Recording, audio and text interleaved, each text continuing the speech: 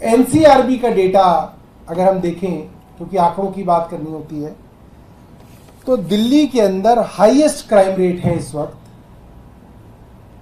आप कह सकते हैं 1 लाख की आबादी पे दिल्ली में 1832 क्राइम्स हो रहे हैं, जो देश की एवरेज से 7 गुना ज्यादा है। दिल्ली की एवरेज नंबर ऑफ क्राइम्स पर लाख पॉपुलेशन, और हर रोज 1179 क्रिमिनल केस रजिस्टर हो रहे हैं दिल्ली के अंदर।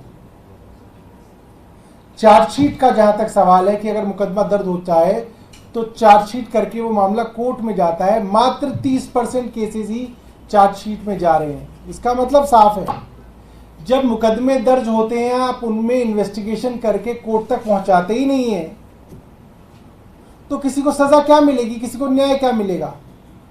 और क्राइम और बढ़ेगा, जो अपराधी हैं उनके हौसले और बढ़ेंगे।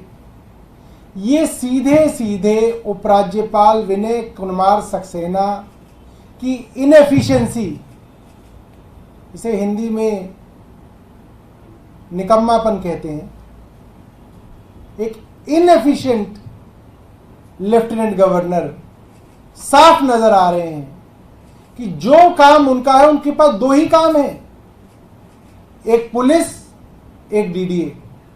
और पुलिस को उन्होंने चौपट कर दिया।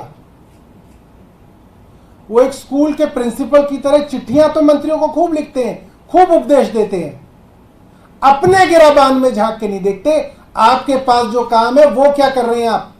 हमारे यहां तो जो डिपार्टमेंट थे उनमें सारे अफसरों के ऊपर आपने कंट्रोल ले लिया, आप चुनी हुई सरकार को काम नहीं करने देते। आपके पास तो सारे अफसर हैं, सारा महकमा है, आप क्या कर रहे हैं पुलिस में? आप पूरी तरह से फेल हो गए।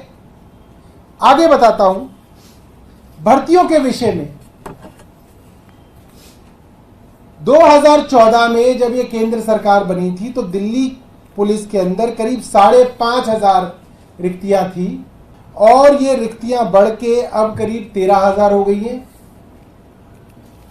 तो लोग ही नहीं है, पुलिस ही नहीं है, पुलिस के महकमे में लोग ही नहीं है, क्राइम कैसे कंट्रोल होगा? क्या किया एजी साहब ने इतने दिनों में? हमें तो कुछ नहीं मालूम।